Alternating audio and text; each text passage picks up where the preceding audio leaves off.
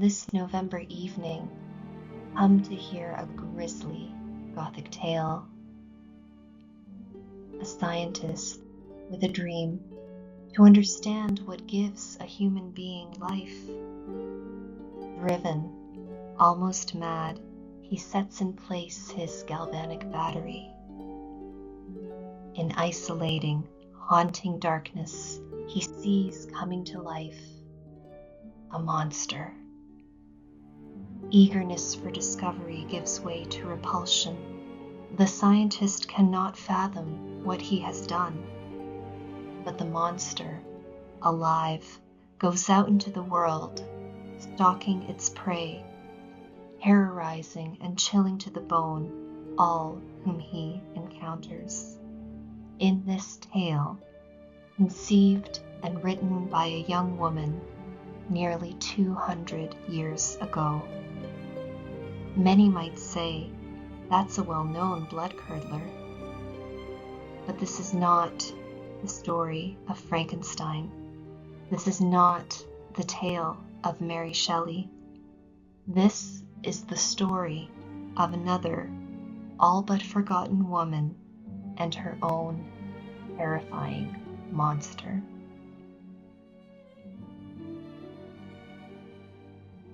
Jane Webb was born at Ridwell House near Birmingham sometime within the first decade of the 19th century.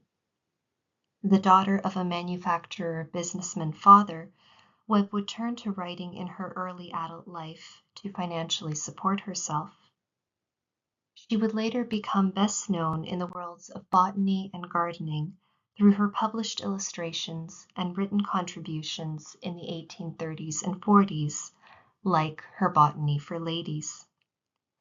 Somewhat in the vein of predecessor authors like Priscilla Wakefield and Jane Marcet, she sought to make botanical knowledge accessible to readers who did not have a formal education or specialist training in those sciences. But perhaps her most intriguing and unusual piece is her first published work, a 3-volume novel she titled The Mummy! A Tale of the 22nd Century.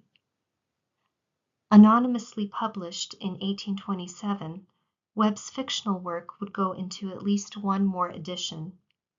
The Chawton House Library holds a copy of this second edition, published in 1828.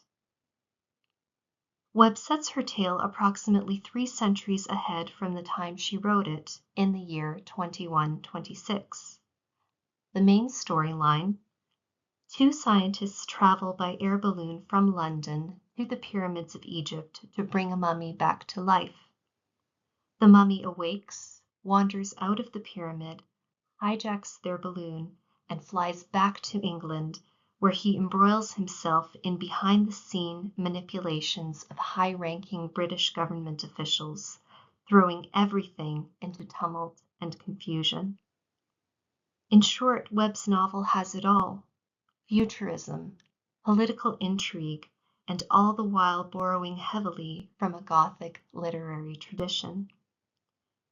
To take a closer look at some of these elements, Webb was writing The Mummy! Toward the end of the Romantic period, a period full of scientific advancement and innovation. Aeronautical experiments, such as those conducted by aviation pioneers, the Montgolfier brothers, in France in the 1780s, yielded the first series of tests and ensuing public demonstrations of balloon flight. These demonstrations entranced and stirred public imagination into an international fervor of so-called balloonomania. In Webb's vision of technologically advanced Britain in the year 2126, such air travel is routine and, for the most part, a guaranteed smooth and safe mode of journeying. Members of the public attend grand royal ceremonies not on foot but in balloons, and not just in balloons.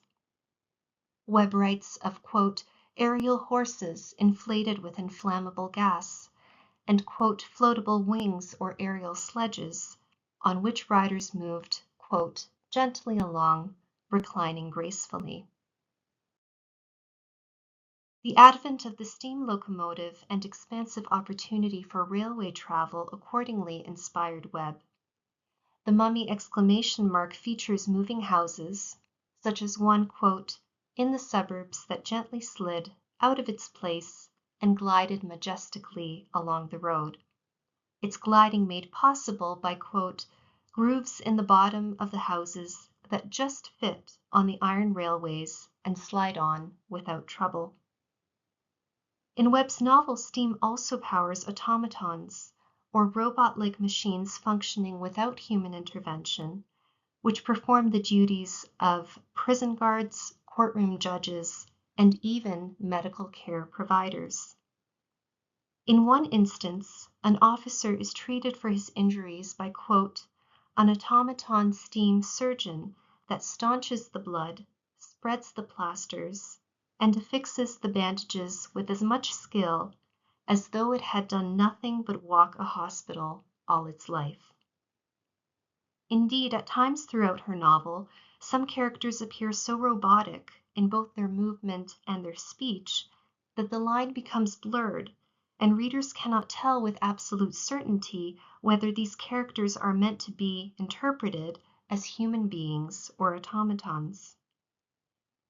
As part of Webb's impressive futuristic world building, her imagined technologies, moving users gently along, without trouble, and with such expert precision as if entities had worked all their life, allow her to emphasize an ease of their use and high levels of their advancement. For all its forward-looking, though, Webb's novel also delves far into the past, by choosing to bring to life, or bring back to life, a mummy. In the course of the narrative, a mummy's, quote, wonderful state of preservation is cited as the reason for its selection as a subject for reanimation. Alongside balloonomania came Egyptomania, or a fascination for Egyptian archaeological findings. Webb lived in an era of frequent transports and museum exhibition displays of treasures unearthed from pyramids. Prominent Italian archaeologist, explorer, and adventurer Giovanni Belzoni was believed to have led the famous 1821 Piccadilly mummy unwrapping event, an event well attended by the public. Belzoni's colleague, surgeon Thomas Pettigrew, would go on to publish his History of Egyptian Mummies in the following decade, with a frontispiece notably preceded by the image of one such real mummy find. Webb must have drawn upon the technological and archaeological exploration of her day, as well as, of course, the period's Gothic fiction. Yes, she certainly was influenced by and responding to Mary Shelley's famous novel, which had been published less than a decade earlier. Shelley's work is tragic and somber in tone throughout, whereas Webb has its mix of lighter, more humorous, and also darker components. In her comparative analysis of the two authors' novels, scholar Lisa Hopkins specifically points out Dr. Frankenstein's statement that, regarding the creature he has awakened, quote, a mummy again endued with animation could not be so hideous. The most salient point of similarity is the representation of reawakening or reanimation in both works. Here again, experiments in electricity conducted by Luigi Galvani, Alessandro Volta, and Humphrey Davy laid the foundation for galvanism, or electrical stimulation of the body, as a possible means of bringing corpses to life in Shelley's and Webb's novels. Shelley does not explicitly name galvanism as the means employed for reanimation in her 1818 novel. However, its extensive understanding of the electrical chemistry findings of its day and the often quoted desire of her doctor to, quote, infuse a spark of being into the lifeless thing often leads readers to infer that the creature was brought to life by galvanism. Taking a look at the precise moment of the creature's and the mummy's respective awakenings, Dr. Frankenstein narrates, quote, I saw the dull yellow eye of the creature open. It breathed hard, and a convulsive motion agitated its limbs. His eyes, if eyes they may be called, were fixed on me. Almost a decade later in Webb's novel, her main scientist, Edric Montague, finds his way into the depths of the pyramid that encases the mummy Cheops. Edric applies his colleague Dr. Entwerfen's, quote, galvanic battery of 50 surgeon power to accomplish the experiment. Then, quote, the mummy's eyes had opened with the shock. Edric saw it rise gradually. He heard the dry, bony fingers rattle as it drew them forth. He felt the fixed, steadfast eyes of Cheops still glowing upon his failing orbs. And like Dr. Frankenstein, Edric is overcome with dread at what he has accomplished. What do Shelley and Webb mean to express to their readers by these similarly described monstrous awakenings? Webb's mummy has already lived its life course long ago, and so her novel does not share that tragic sense of paradise lost, the offspring unloved and cruelly abandoned by its parent. But both Frankenstein and the mummy are deeply invested in the boundaries of scientific investigation and in humbling their respective scientists. Shelley's and Webb's monsters post-awakening take different courses. But this talk will not reveal more so as not to give away the ending for those viewers and listeners who would like to read Webb's novel themselves. Suffice to say, it is difficult to leave either tale without a sense of their authors trying to convey that life is ultimately not for human beings to originate or to end. Through their scientists, both novels beckon to the question of who is the real monster. In the words offered by Guillermo del Toro's adaptation of Frankenstein, released this November month, only monsters play God.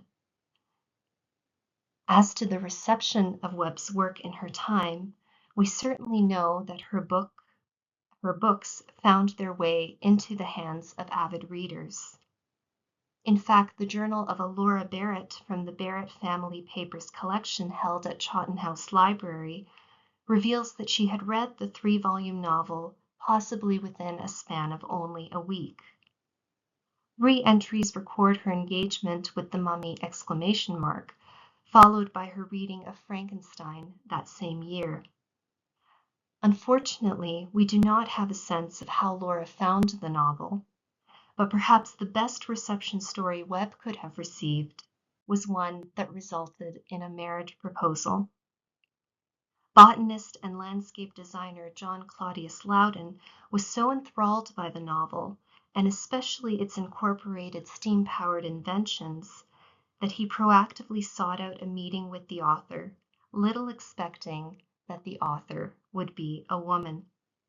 They were married within a year of their meeting, after which, now Jane Loudon dedicated most of her writing life to the botanical and gardening studies within what appears to have been a very happy marriage. However, the mummy ! Would arguably most capture readers' imaginations for generations to come.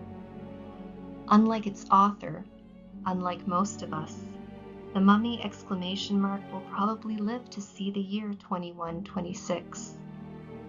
But for the present, Jane Webb Loudon, her Gothic story, and its unique vision have much to share about life, about us, and about what is lost and what continues to endure.